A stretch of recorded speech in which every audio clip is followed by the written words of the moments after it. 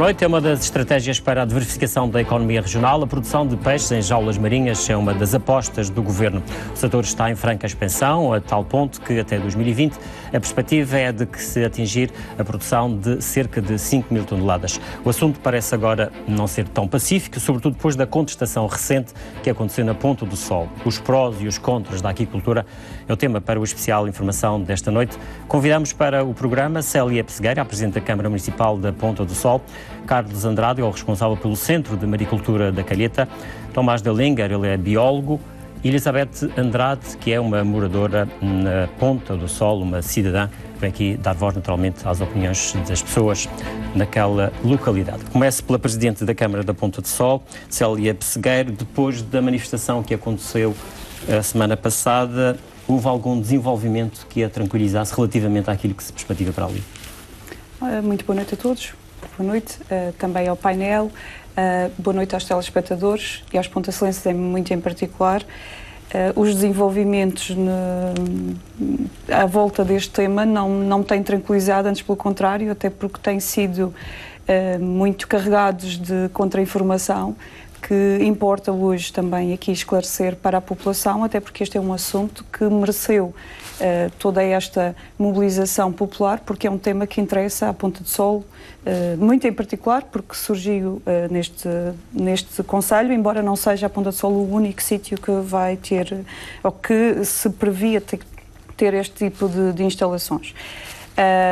Desde logo, as informações relativamente às distâncias da costa, ao facto de, por exemplo, se dizer que não tem qualquer tipo de impacto visual, continuamos a dizer que tem impacto visual, que não estão de acordo com aquilo que são os planos e todos os documentos oficiais que nós temos na Câmara Municipal, aqueles que inclusivamente passaram em reunião de Câmara quando eu era vereadora da oposição e, portanto, quando o Sr. Secretário diz que não corresponde à verdade, ou usando a sua expressão que de certa forma me enganei na informação que veiculei, que a Câmara Municipal veiculou inicialmente das distâncias da costa onde estavam colocadas já as boias de sinalização, e fala neste momento em 4 mil metros, 4 quilómetros da costa. Queria-lhe dizer que não corresponde toda à verdade, e quem se engana aqui e comete uma grande argolada é o Sr. Secretário quando, ao contrário daquilo que são os documentos oficiais deste projeto, que fala numa distância de 750 metros, que aliás é mais ou menos a posição onde estão hoje colocadas as boias e que está à vista de toda a gente. Portanto, não tranquiliza ter esta estrutura colocada em frente à Vila da Ponta do Sol e ao sítio dos Anjos, que tem das melhores praias daquele concelho, aliás, um concelho que vive desta costa, que vive do acesso ao mar. A própria Câmara Municipal também investe muito para manter toda esta costa acessível à população, para o fruto da praia, do mar. E a Célia Pessegueira acha que não é compatível tudo isso que acaba de dizer em relação à orla costeira da Ponta do Sol e a instalação desta atividade? Não é compatível, e eu até acho que pode até colidir com licenças que podem estar em vigor neste momento. Estamos a falar de um mar que é usado para, por exemplo, passeios de barco, para simplesmente usufruto da vista, mas também para avistamento de cetáceos, para outro tipo de atividades náuticas, também o mergulho. Curiosamente, a Ponta do Sol, que era toda a costa da Ponta do Sol, que era a única zona de extração de areia no mar, estava dividida em 4 zonas, e uma destas zonas saiu agora no início deste ano, e agora percebe-se porquê. Foi retirada a zona de extração de areia dos Anjos para instalar dos Anjos até praticamente à frente da Ponta do Sol. Portanto, para instalar a piscicultura. A posição da Célia Pessegueira, enquanto Presidente da Câmara Municipal da Ponta do Sol, é que, independentemente da localização, mais para a frente, mais para trás, mais para o lado ou mais para cima, digamos assim, é contra a instalação deste tipo de infraestrutura ali. O investimento não interessa ao Concelho da Ponta do Sol. A piscicultura não interessa em qualquer ponto do Concelho da Ponta do Sol. Nem o facto de se dizer que vai criar 50 postos de trabalho. Se isso fosse verdade, nem é, se fosse verdade, ainda podíamos discutir, e eu sei que as pessoas são sensíveis quando há essa mais-valia da criação de emprego, mas isso não é verdade. Aliás, basta ver os exemplos do número de pessoas que empregam outras unidades de piscicultura que já existem neste momento na ilha, e, portanto, nem sequer uma dezena de postos de trabalho, quanto mais 50. Este é um investimento, e eu quero sublinhar aqui, que não interessa ao Concelho da Ponta do Sol, não é compatível com o esforço que o município tem feito em manter aquelas águas limpas, o investimento que inclusivamente temos vindo a fazer, e sozinhos e com os nossos recursos, para reativar o METAR, para pôr em funcionamento, para recuperar bandeira azul na praia da Ponta do Sol, inclusivamente a necessidade e a proposta que temos já sobre a mesa de, para o futuro, criar pelo menos mais uma praia com estas condições, com vigilância, para continuarmos a proporcionar a visitantes e a locais esta mais-valia do acesso às praias e, com tudo isto, continuarmos a fazer crescer de uma forma sustentável aquilo que tem crescido no Concelho, que é, por exemplo, o alojamento local. Nós não temos só as unidades hoteleiras viradas para o mar. Nós temos tido, nos últimos tempos, e a Ponta do Sol, deixe-me só sublinhar isto, é o concelho na Ilha da Madeira, que está em 4ª posição,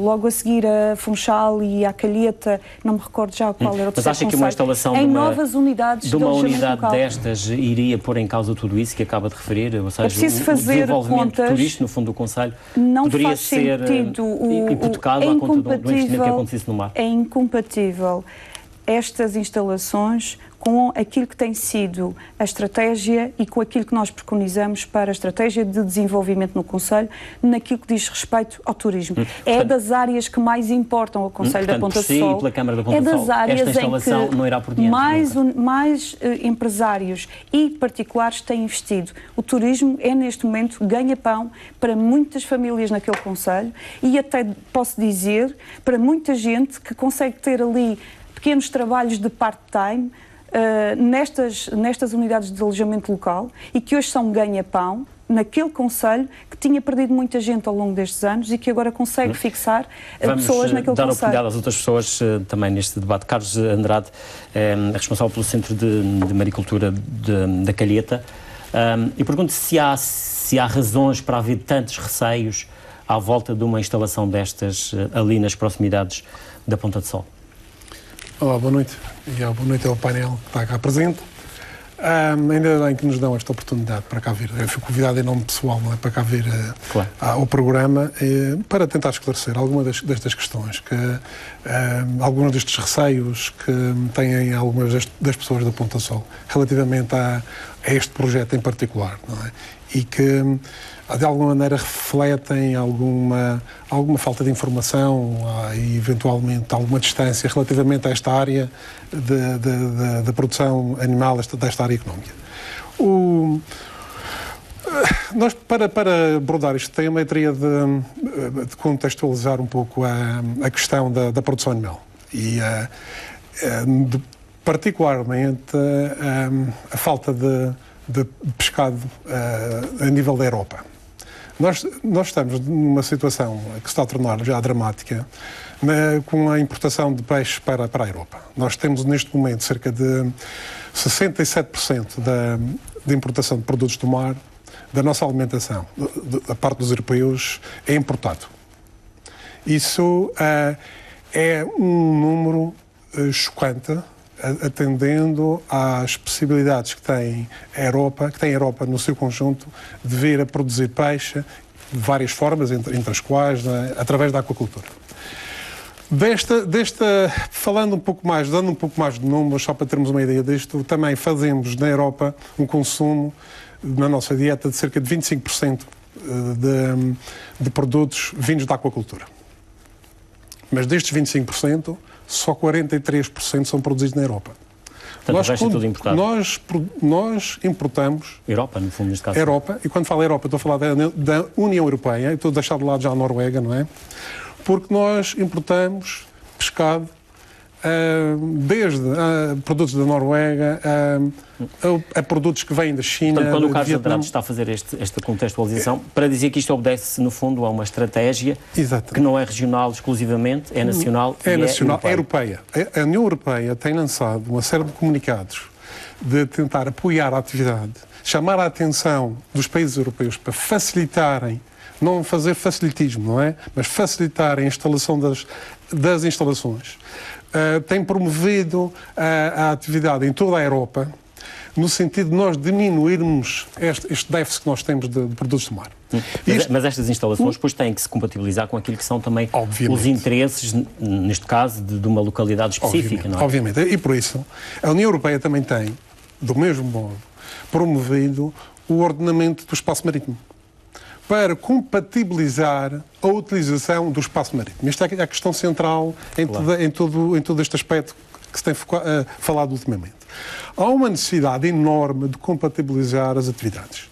Usar as melhores áreas para as atividades a que elas estão melhor destinadas. E, por outro lado, tentar fazer com que diversas atividades possam tirar partido do espaço marítimo e, muitas vezes, partilhar esse espaço marítimo. Eu posso dar uma série de exemplos em que, pelo menos na área da aquacultura, isso acontece. Posso dar, e já vou falar nesse aspecto. Mas o que me chamava a atenção aqui é outro caso. É que Portugal também tem sido pioneiro em muita da legislação relativa ao ordenamento marítimo. E desde 2015 tem publicado uma série de legislação favorecendo o investimento em aquacultura e particularmente, tentando harmonizar isso dentro de um ordenamento do espaço marítimo.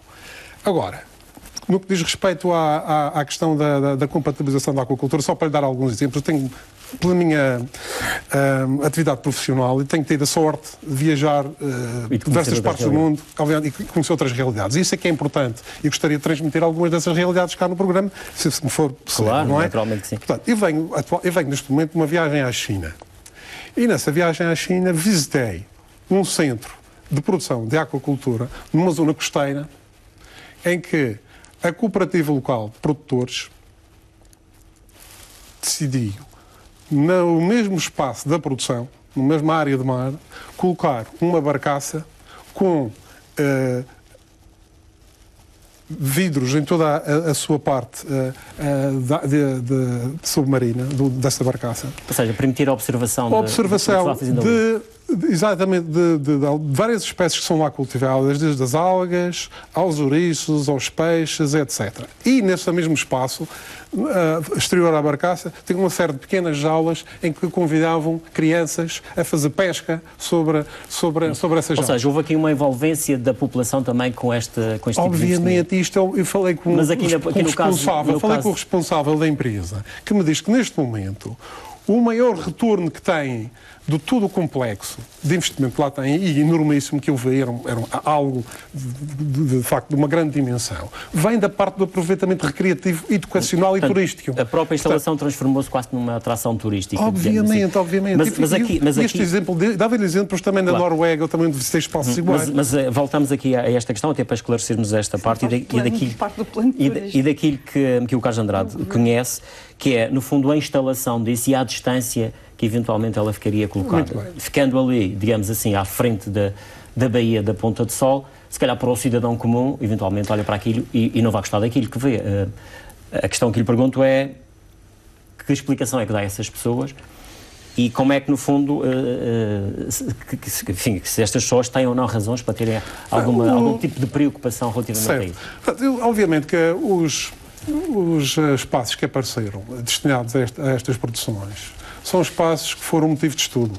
Portanto, nós lançámos os primeiros trabalhos à volta de 2010, com um levantamento em volta da ilha das áreas mais capazes, do ponto de vista técnico, para exercer a atividade. E criaram-se as tais 4 zonas, salvo erro, não é? Sim, exatamente. Que é a Baía de Aro, o Cabo Girão, os Anjos, que é a que estamos aqui a falar. Calheta. E o Arco da Calheta, exatamente, Jardim do Mar. E Jardim do Mar. Portanto, são zonas em que nós criámos uma série de áreas escolhidas. Primeiramente, optámos por escolher as melhores áreas do ponto de vista técnico. Portanto, isto obedece a uma série de critérios que não vale a pena também entrar aqui muito. Exatamente, para não... Agora, porque não vamos estar aqui Sim, vamos ficar aqui a noite inteira. Agora, não é isso? depois tentámos compatibilizar isto com as várias utilizações dessas áreas.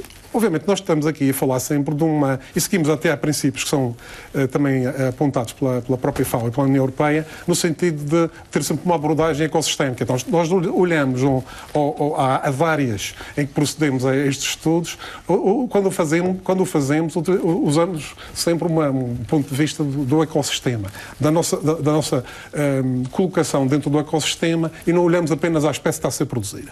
Portanto, tentamos compatibilizar a utilização do ponto de vista técnico com o que se pretende ali realizar. Mas aqui, eventualmente, o que se está a discutir mais, se calhar, é a própria localização. Numa primeira fase, a localização e o impacto, neste caso, visual das jaulas. A distância. Sim, exatamente, a localização. E a distância dos 4 km, cuidado, como para descansar, e que não é motivo para descansarmos, porque não corresponde à verdade. Neste caso particular, a piscicultura está a cerca de 1.200 metros. As boias que foram agora colocadas estão a 1.200 metros. A mais próxima está a 700 metros. Mas a piscicultura ainda vai para o interior disso. Portanto, nós estamos a falar das boias de sinalização. Entre 700 e 1.500. E, portanto, eu gostava de deixar aqui já claro uma coisa. Estas áreas, cada uma destas zonas que nós escolhemos, é composta por diferentes parcelas. Essas parcelas têm, entre elas, corredores de passagem.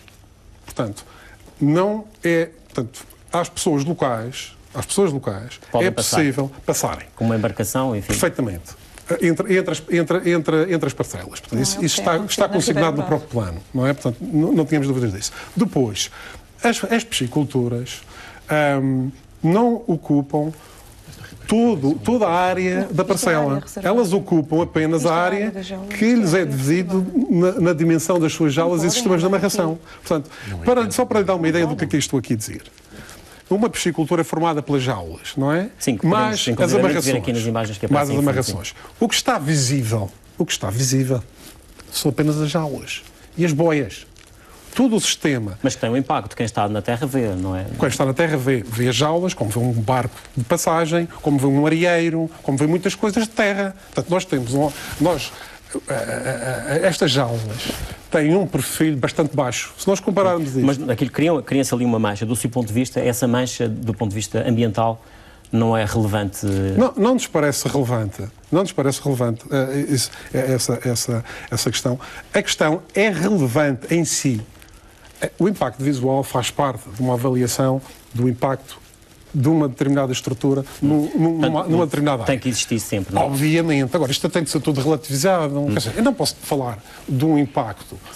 Se existe impacto. Zonas de escarpa. Desculpa interromper. Ali estão à frente de praias. Certo. A Ponta do Sol não é propriamente um sítio que tenha muitas escarpas, ao contrário, por exemplo, dos concelhos vizinhos.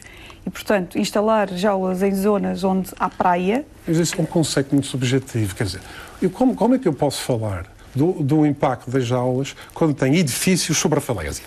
Tenho edifícios enormes nas falésias em volta. E estou preocupado tanto com as jaulas, que são equipamentos que se podem mover a qualquer momento, com licenças de 10 anos de utilização. E estou a falar disto comparativamente a blocos de betão que estão sobre a encosta nas falésias. Portanto, vamos cá ver uma coisa. E quando se fala... O problema é o que está por baixo. As pessoas sabem o que está por baixo. O que está por baixo o que está por baixo, obviamente, mas o que está por baixo de um prédio... O que está por baixo de um prédio é impacto definitivo. O impacto de um prédio é definitivo. A zona ocupada pelo prédio deixa de ter o ambiente que tinha. Não tem mais. Não vamos comparar com aquilo que possa ser a jaula é completamente diferente. Eu posso dizer, e também posso dizer, é possível promover um programa de ordenamento em que se evitam os impactos significativos das jaulas, é possível implementar programas de monitorização para evitar justamente que haja impactos significativos da atividade. E você não consegue ter este tipo de... É possível ou digamos, o próprio projeto, o próprio investimento em si já prevê que isso aconteça, não é? Portanto, monitorizar tudo o que vai acontecendo ali à volta, isso acontece. Exatamente. E está a ser feito. Nós começámos com os trabalhos... Neste momento não tem, da experiência que já tem, não tem encontrado situações, enfim, como tive alguma preocupação das áreas envolventes estas jaulas? Não, porque quando se fala do impacto das jaulas, obviamente que isto é algo que não começou a ser estudado agora, claro. Obviamente, e portanto nós temos que considerar o impacto das jaulas sempre do ponto de vista da área que está por debaixo das jaulas. O impacto nas águas é quase nulo. O impacto da jaula é quase nulo, porque são jaulas colocadas em zonas de poucos nutrientes, chamados, portanto, um ambiente oligotrófico, em que os nutrientes em volta das jaulas são quase inexistentes e as jaulas contribuem com uma pequena quantidade para o aumento de nutrientes. Alimentam. Exatamente. Portanto, essa questão, o impacto sobre a qualidade das águas, para nós, em ambientes abertos, marinhos, do género que nós temos no Madeira, não é significativo, não tem relevância. O que será relevante é olhar aos sedimentos. Isso é que será relevante. E por isso é que nós realizamos trabalhos, desde a Baía de Abra, há uma série de anos atrás, sobre os impactos que têm sobre os fundos, particularmente em comunidades bentónicas, essas é que têm impactos a maior prazo, não é? E isso permite-nos ter alguma vontade para dizer que este tipo de instalações, nas condições em que acontecem, no novo plano de ordenamento, com uma coluna de água 2 a 3 vezes superior ao que acontece na Ribeira Brava, num sistema em que a costa é muito mais aberta, sujeita às correntes marítimas, não vamos ter impactos significativos no fundo. Mas também fomos prudentes. No plano que realizamos, colocámos uma produção máxima por área, porque isto vai nos permitir avaliar até esse estádio quais serão os potenciais impactos e, a partir daí, decidir se mantemos as produções como estão, se as baixamos ou temos capacidade para as aumentar. Porque nós estamos muito abaixo. Nós estamos muito abaixo do que está a ser feito em outras regiões geográficas. Seria eventualmente a carga que poderia... Obviamente. Vamos ouvir a opinião, enfim, também de uma pessoa especialista um pouco nesta área, pelo menos questões ligadas ao mar, não é? O Tomás Dellinger. Do seu ponto de vista, enquanto biólogo, uma pessoa que estuda estas questões ligadas ao mar, há razões para preocupação relativamente à instalação deste tipo de infraestruturas nos mares da região, relativamente próximos da nossa costa? A minha posição aí é muito clara. Quer dizer, eu tenho aqui 2 chapéus. Um que é político, ou seja, em termos de opinião política pessoal, obviamente eu sou sempre favorável a uma diversificação da economia e das atividades económicas na região. Ponto 1. Dito isto, obviamente sempre atividades com sustentáveis, ou seja, e a sustentabilidade está bem definida, económica, social, claro, e ambiental. Nesse aspecto, obviamente, e o Carlos disse isso muito bem, a Madeira dá condições relativamente boas para a instalação da aquacultura, no aspecto em que nós temos uma plataforma insular relativamente reduzida, com declives relativamente grandes e, consequentemente, e mar aberto, portanto, concorrentes e, portanto, não há grandes essencialmente... Potencialmente, não disse isso. Os impactos são menores do que em zonas fechadas. Impactos há sempre. Claro. Não, todas as atividades humanas têm impactos. Evidente, não é? Não me venham, ou seja, dizer que não têm impactos ou que não... E o termo também significativo ou não significativo é um termo assim um bocadinho elástico, claro, que a gente pode ir utilizando em função daquilo que nos interessa. A verdade é que eu não tenho dados, como o Carlos disse. Se ele fez, ou se fizeram os estudos na Baía de Abra, eu não os vi publicados, não tive acesso a eles, e, portanto, eu não sei, de facto, ou seja, não tenho pontos de referência para dizer qual é que é o impacto real em função, ou seja, nos fundos, ele tem toda a razão, o principal impacto é o sedimento, especialmente nestas aquaculturas aqui, por exemplo, na Ponta do Sol, ficam uns 50 metros de profundidade e, portanto, obviamente que as correntes, ou seja, há aqui correntes, há marés, as correntes variam, etc., mas a verdade é que o principal impacto poderá ser esse. Genericamente, aquilo que eu disse na entrevista que dei na RTP, obviamente que há outros impactos possíveis, que todos eles, na aquacultura aqui na Madeira, serão relativamente reduzidos em relação a aquaculturas feitas em águas mais fechadas. Enquanto, enfim, conhecedor, se calhar mais profundo do que eventualmente a maior parte das pessoas nestas áreas, do seu ponto de vista, há razões para a preocupação que eventualmente a população manifestou relativamente a tudo isto? Eu acho que 700 metros de distância da costa, isto é uma opinião pessoal minha, e sem recorrer a dados concretos que possam avaliar, não posso dizer. Quer dizer, é muito curto. Acho pequeno. A minha opinião pessoal é que acho pequeno. Mas cuidado.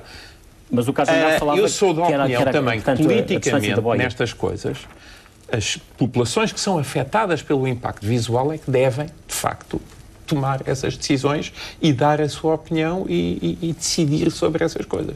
Portanto, obviamente que é quem está localmente ali, ou seja, embora o mar não seja da competência das autarquias, jurídica, mas obviamente que os impactos são das populações. E então essas populações justamente têm que ser. Aliás, quer dizer, houve alguns destes editais que foram afixados nas juntas de freguesia, nas câmaras municipais, etc.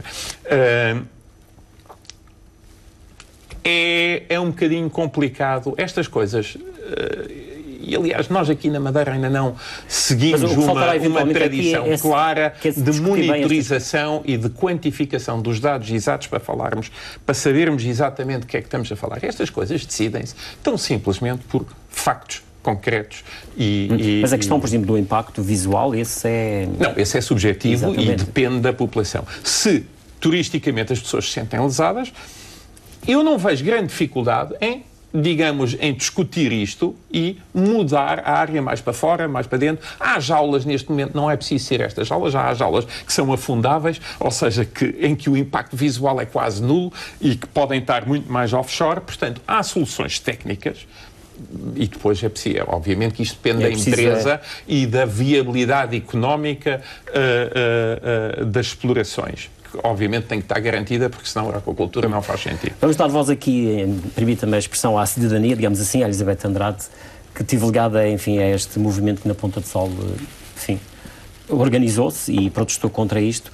Portanto, a vossa posição é claramente contra, ou seja, não admitem que, eventualmente, estudando mais para cima, mais para o lado, mais para baixo, possam instalar. Boa noite. Antes de mais, eu não sou o único elemento da plataforma Claro. Não podemos fazer aqui todos, não é? Já agora, contextualizando, tenho muito orgulho em todos os meus conterrâneos que têm-se debruçado sobre esta questão. Tenho perdido horas de sono só por causa disto, desde o momento em que eles se aperceberam da instalação das boias. E, portanto, nós temos vindo a nos juntar e somos mais de 20, 30 elementos, todos com este objetivo em comum, que é, e foi lançar esta plataforma, que é para reunir o máximo de informação. Isto para aproveitar também o que o Sr. Dr. Carlos disse. Ele disse que muitas pessoas, abordam estas questões com falta de informação. Claro. Eu tenho que concordar com ele, porque não houve tanta informação assim a ser dada à população e que era de direito. Embora Agora, o Governo se refugie na informação que foi publicada e no tal programa, o Plano de Ordenamento para a Aquicultura Marinha da Madeira, que foi publicado em 2016. E que, por exemplo, quando nós começamos como cidadãos a inquirir e querer saber mais de esclarecimentos, a primeira resposta que nos dão é que em tempo oportuno vocês não se manifestaram. Pois, mas é que nem todas as pessoas têm conhecimento do JORAM. Mas a que portas é que vocês bateram para obter essa informação? Eu, por exemplo, com um conterrâneo meu, nós passamos na Drota. Na Drota indicaram-nos a direção de pescas. Fomos até a direção de pescas, depois conseguimos agendar uma reunião para o dia seguinte com o diretor, o engenheiro Luís Ferreira, e conseguimos, na realidade, reunir com ele. E ele foi passando, respondendo algumas das nossas questões, mas muitas dúvidas ficaram no ar também. E de seguida, por acaso, foi no mesmo dia em que nós, julgando que estávamos a ir para uma sessão de esclarecimento, dirigimos-nos à Secretaria de Agricultura e Pescas e, ficámos a saber que não era uma conferência de imprensa e, portanto, nós não podíamos inquirir, novamente usar essa ferramenta, esse meio para saber mais. Mas, entretanto, houve muita coisa que já daí para cá surgiu.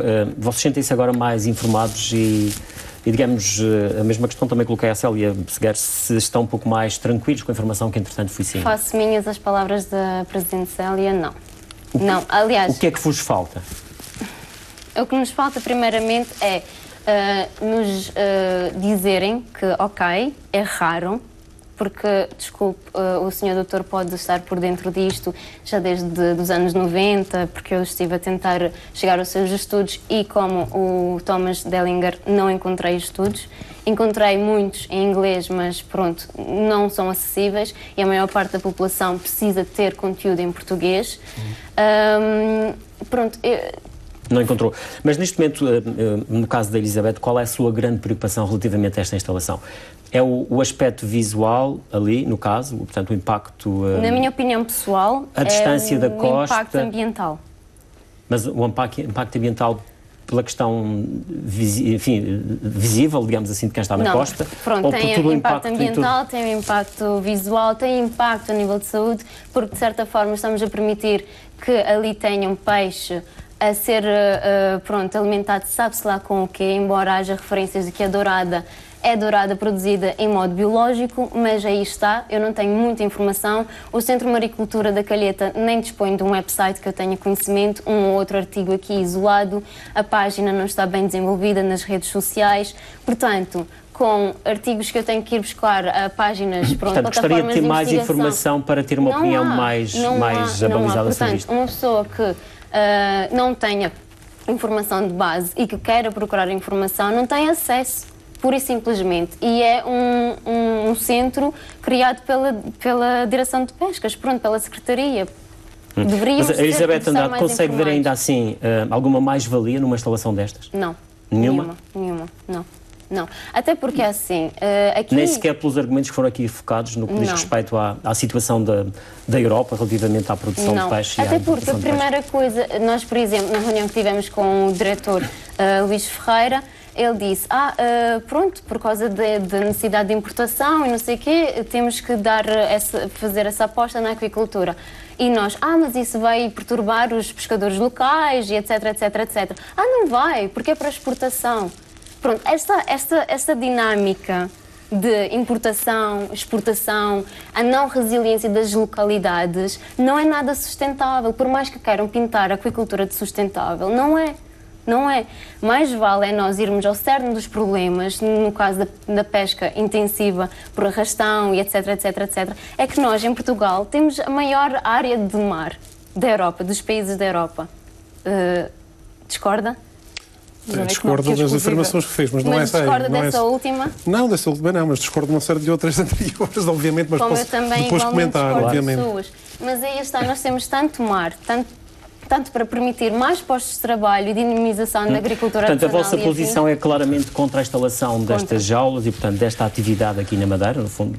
Sim, até porque estão independentemente a usar do nosso território da informação que possam recolher ou não relativamente às mais-valias disto, ou não? Por acaso, é que se fosse tão bom, porque não como esta infraestrutura que aqui o doutor visitou na China, que ele referiu que era uma cooperativa local de produtores. Porque é que, se fosse tão bom, não havia o incentivo e a dinamização e o conhecimento partilhado para que nós criássemos uma cooperativa e, se fosse realmente bom, fosse a população da Ponta do Sol a explorar e não terceiros, e não empresas, como é o caso da Ocean Prime, que nós dela praticamente não sabemos nada. Mas, Carlos Andrade, a nível social... Nós estamos a falar aqui de realidades, enfim, penso que terá aqui algumas questões que quero responder, enfim, relativamente, até para esclarecer. Nós estamos aqui a falar de realidades e até de empresas que algumas delas são daqui, da Madeira, que estão a explorar, portanto, e o acesso a este tipo de exploração está aberto. Qualquer uma pessoa pode se candidatar e instalar. A Madeira tem uma economia aberta. Quer dizer, não vejo a questão da aquacultura ou qualquer atividade económica não pode ser lidada do tipo de bandeira. Quer dizer, não é uma pessoa de uma determinada nacionalidade, se é local ou não é local, que pode fazer investimentos ou ter negócios. Isto não é possível. Quer dizer, nós estamos numa economia aberta, completamente aberta. E mais, se a atividade da Madeira é fazer exportação, isso não é de interesse para a região. Isso eu acho uma coisa absurda. Quer dizer, nós temos em Portugal uma série de programas para favorecer a exportação de produtos. Então vamos dizer que esses programas estão todos mal e que está toda a gente a pensar mal? Ou só queremos atingir a aquacultura, ou só queremos atingir a aquacultura nestes argumentos. Nada que me parece é que querem atingir a aquacultura. Mas não é sensível a alguns argumentos que foram aqui dizidos. O princípio está correto, que é olhar também à população local e a quem desenvolve a atividade no mar, nomeadamente pescadores e outros que desenvolvem outras atividades. E é preciso essa atenção. Se nós olharmos a quem está passará a ser uma zona de reserva. Se nós empregados aos funcionários das pisciculturas, parte deles são pessoas que vêm da pesca. Vem da atividade da pesca. Então deixa-se a pesca tradicional os programas, já explico o assunto. Os programas de financiamento para a aquacultura fazem menção disso, desde os programas da União Europeia, programas nacional e adaptação à região. Todos eles falam nesse assunto. É dar oportunidades à classe pescadora. Porque, vamos lá ver uma coisa, nós temos,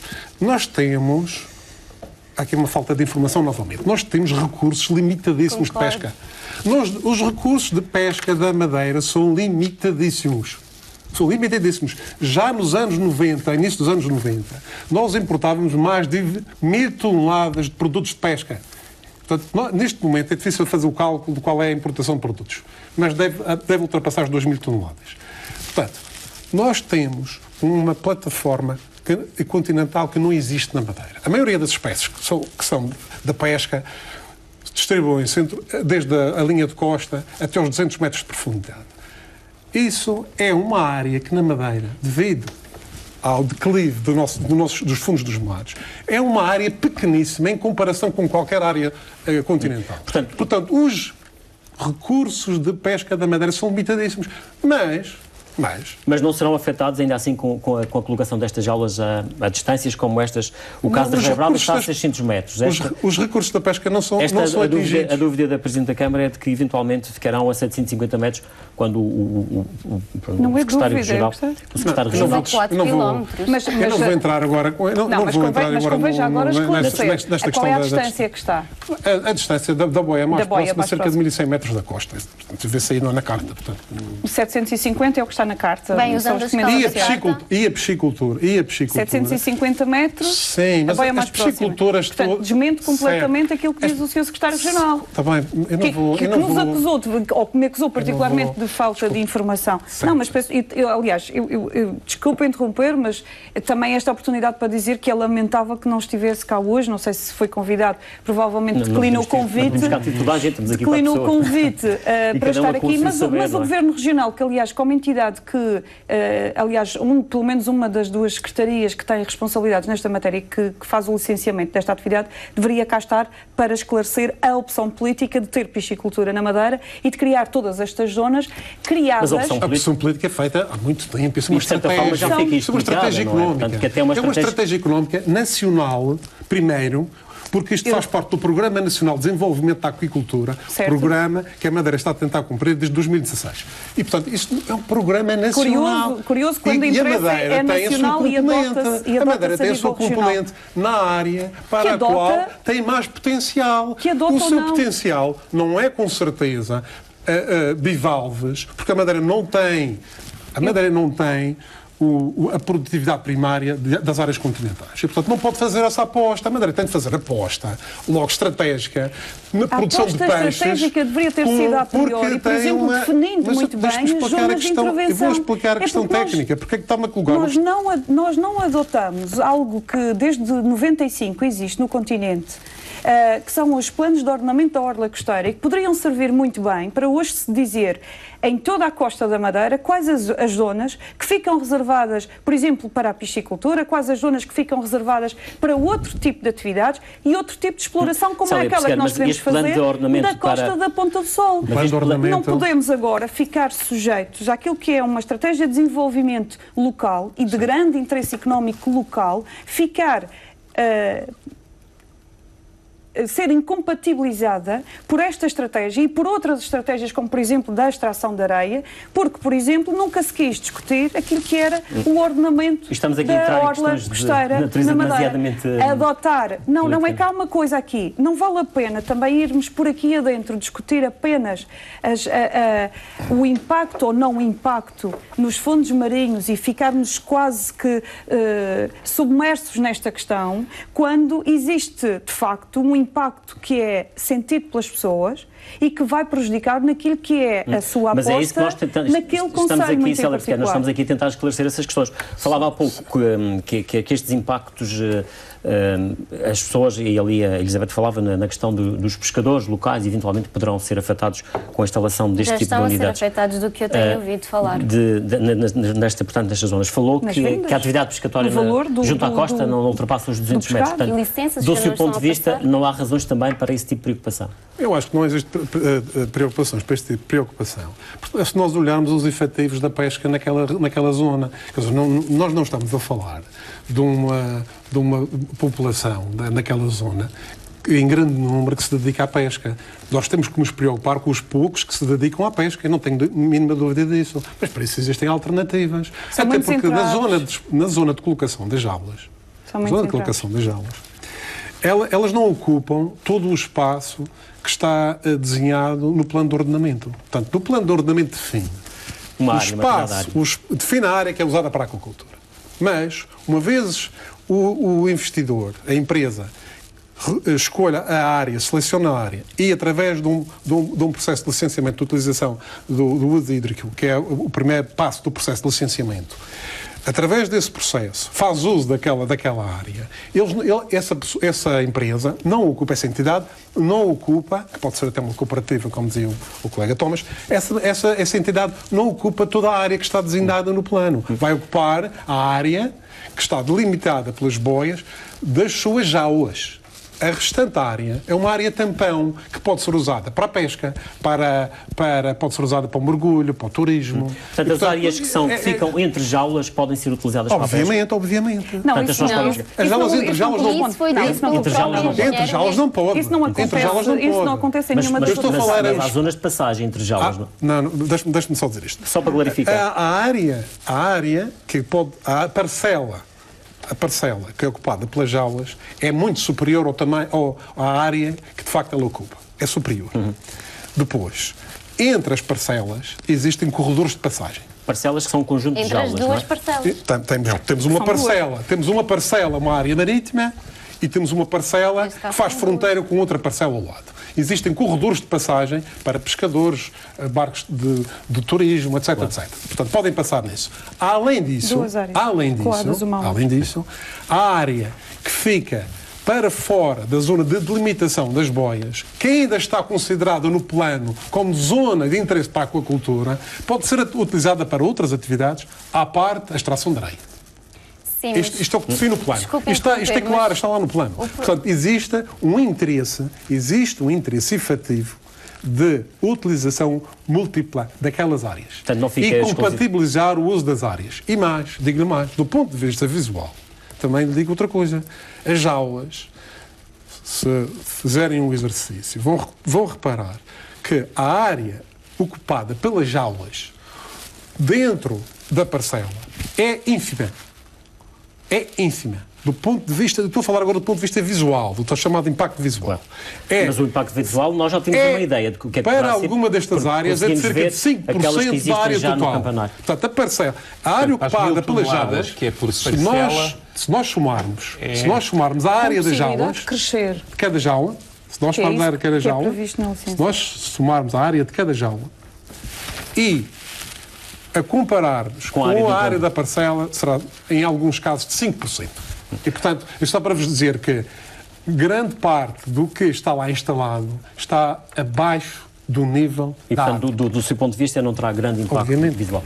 O Tomás da Linga queria acrescentar alguma coisa? Não, basicamente eu concordo com aquilo que ou seja, pelo menos com a parte técnica que o Carlos diz, de que de facto as jaulas em si ocupam só uma área ínfima das parcelas. Portanto, as parcelas são polímeros, que são relativamente grandes, em que as áreas, o que está definido na lei, se não me engano, são 1000 toneladas por ano de produção, e serão para aí umas 6 jaulas ou uma coisa assim, não sei quanto, e portanto dá para aí 5%.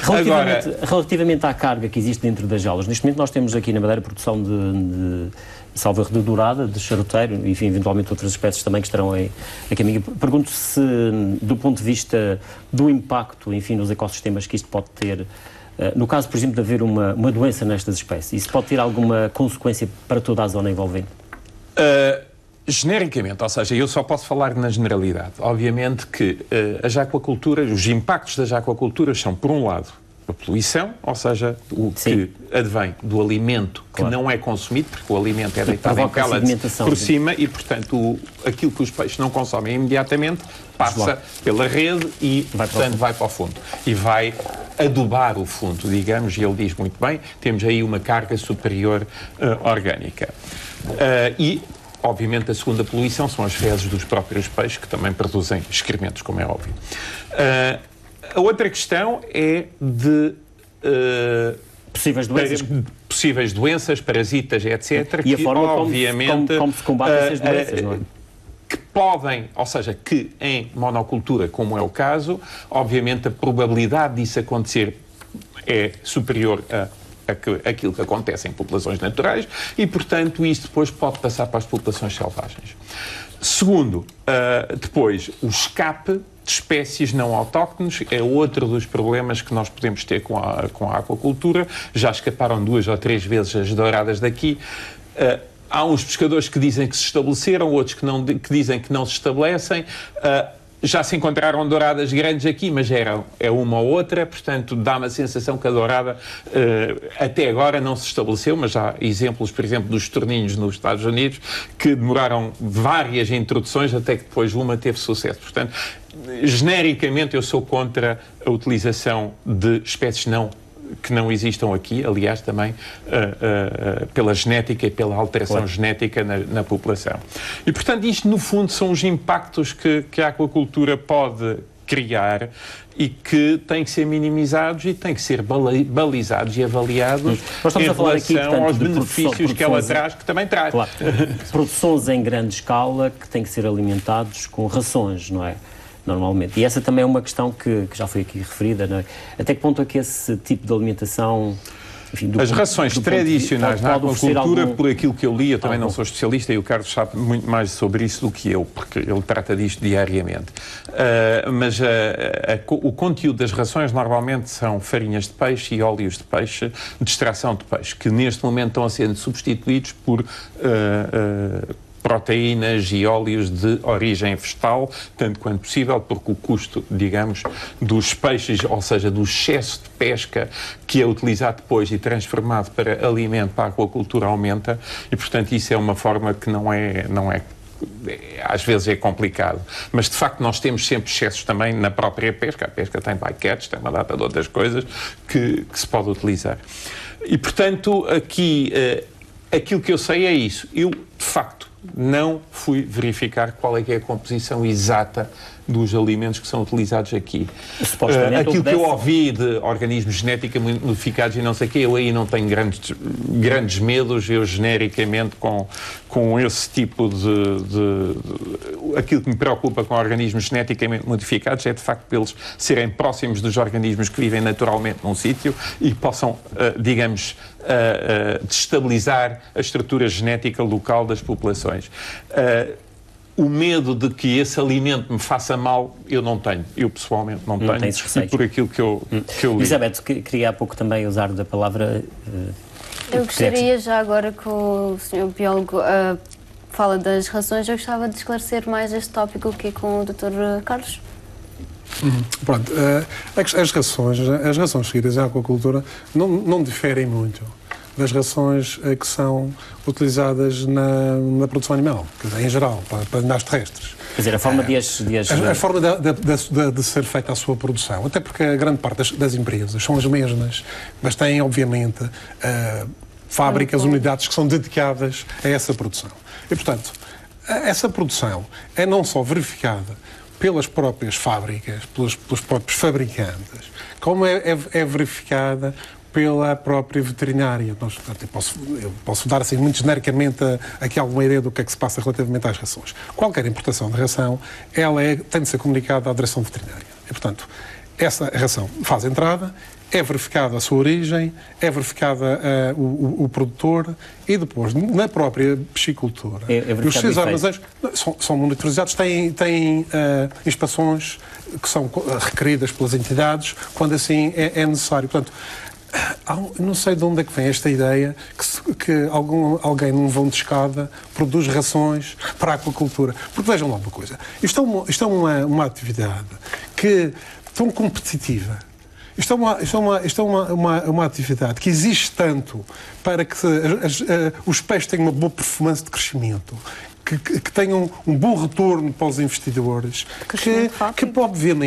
que obviamente os investidores não vão brincar com as rações. Portanto, é algo, são controlados. Aliás, posso dar exemplos.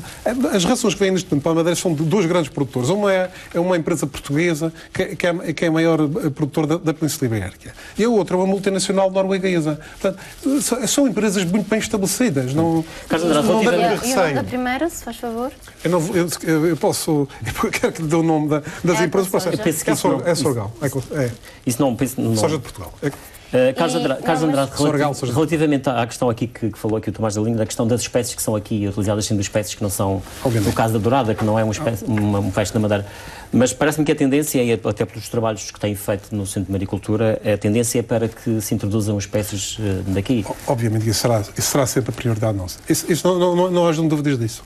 E nós temos feito, ao longo do tempo, uma série de experiências com diferentes espécies. Neste momento estávamos a falar há pouco, logo à entrada aqui para o programa, temos vindo a trabalhar com os ouriços, no qual já tivemos sucesso na reprodução da espécie de ouriço, que é considerada talvez a espécie de ouriço que tem algum valor maior para ser comercializado. Uma espécie que existe cá na Madeira, que é o Paracentrotus. Temos feito trabalhos, não só no centro, com fundos da União Europeia, para fazer a produção de espécies como, por exemplo, os sargos, os espargos, etc. Como em alguns destes trabalhos, nós colaboramos, obviamente, com as empresas.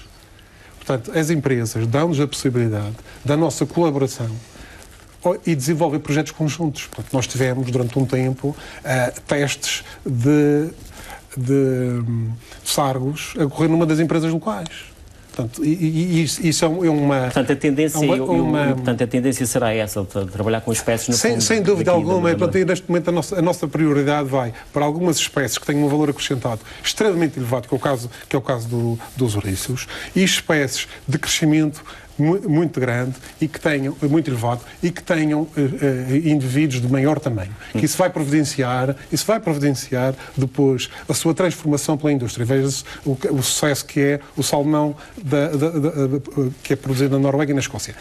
Isso é outra das áreas que nós pretendemos desenvolver, e outra das áreas que normalmente é esquecido quando se fala a nível do emprego, não é? Portanto, há estas áreas de indústrias acessórias em volta desta indústria que têm muito peso, porque elas começam a ter, com a implantação da indústria da aquacultura, elas vão ter mais atividade e mais negócio. Mas imagino que a CELE é sensível a estas questões todas, do emprego, enfim, da diversificação da economia. Aliás, referi e destas questões todas, o facto das pessoas, e das mais-valias que até pode ser, não é? Das pessoas serem também sensíveis, e se isso representasse uma mais-valia, provavelmente a sua atitude até seria outra perante esta questão. Eu gostaria de recentrar o debate na questão da localização. Não quero, pelo menos pela parte da Câmara Municipal, até porque nós também nos associamos e juntamos a nossa voz à plataforma criada pelos cidadãos na Ponta do Sol, relativamente à inadequação desta atividade na frente-mar da Ponta do Sol, de toda a frente-mar da Ponta do Sol. Portanto, isso esta é uma atividade que tem impacto nos fundos marinhos, tem impacto na atividade e no turismo do concelho, tem impacto em tudo aquilo que é a nossa frente de ataque em termos de criação de turismo. Digamos assim, a que a situação possa ser discutida, eventualmente mais, enfim, colocá-lo numa distância maior da costa, por exemplo. Há aqui um nível de desconfiança que está criado, que é o nível de desconfiança a partir do momento em que todo este processo começa de uma forma enviesada. Para começar, com licenças que são atribuídas ainda antes da existência do plano regional.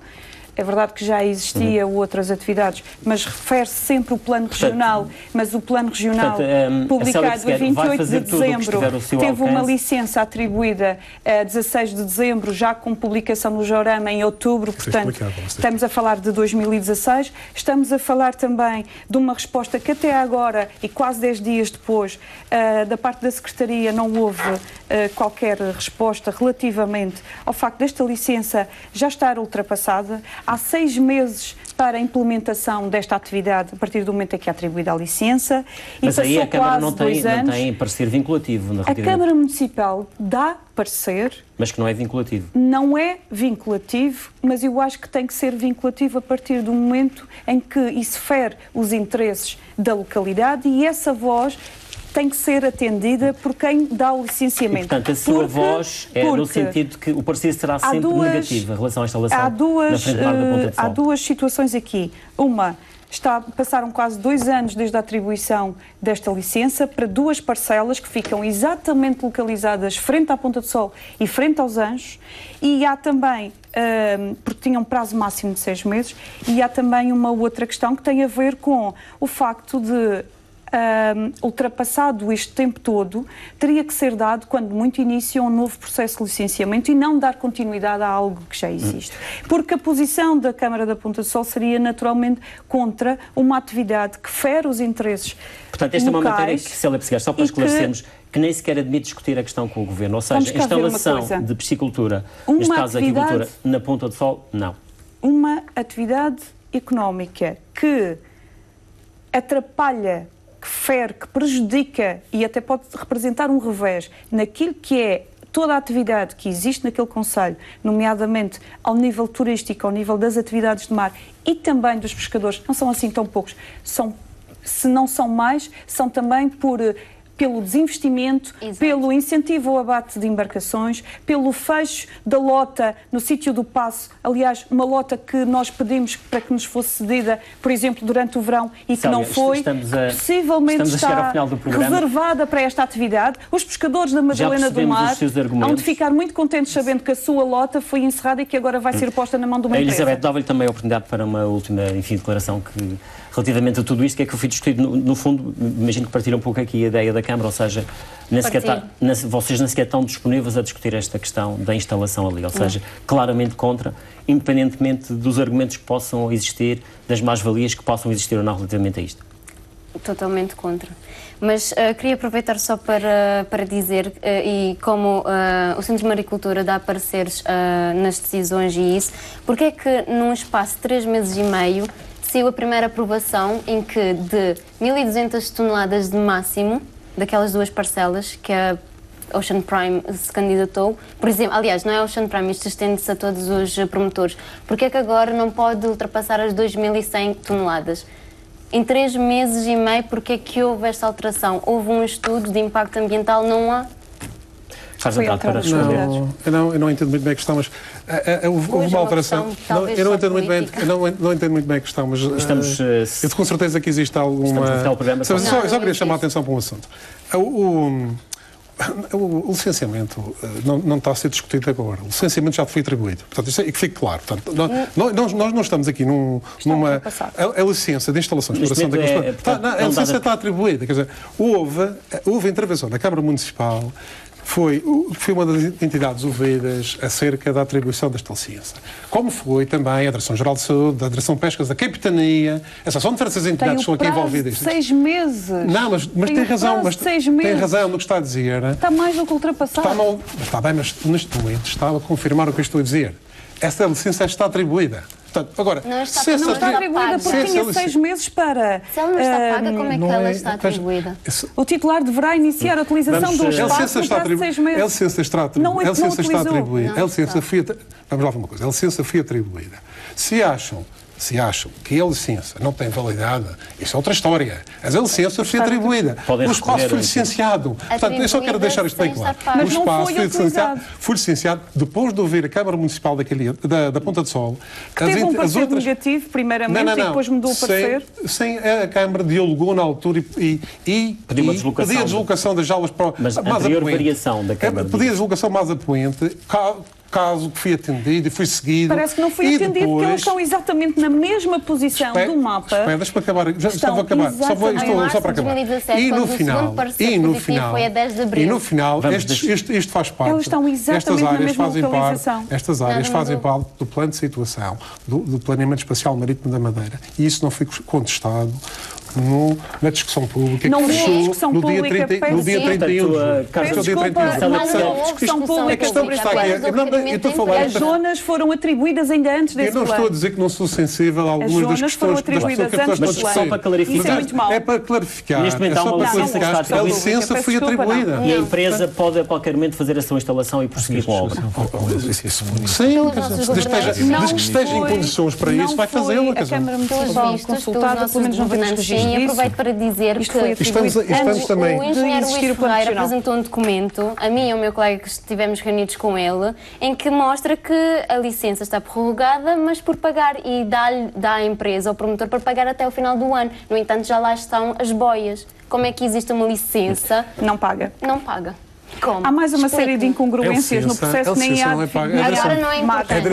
Estamos aqui a discutir questões de natureza demasiado não tem nada a ver com os pagamentos das técnica-administrativa licenças. que, sinceramente, Se respeita a nem droga. dominamos. Portanto, é outra entidade. Estão a falar de outra entidade. Porque as questões técnicas não são só o peso, é que Não, mas- é preciso a anuidade da Sim, mas produção. Vamos ter que ficar por aqui. Este é um debate que vai com certeza prosseguir. Resta-me agradecer a presença da Elizabeth Andrade, também do Carlos Andrade, da Célia E de referir a ausência do Governo Regional, Delinger neste não tem nada programa. para dizer sobre este assunto. Agradeço naturalmente também a vossa atenção em casa. É o ponto final por hoje. Boa noite. Fique bem.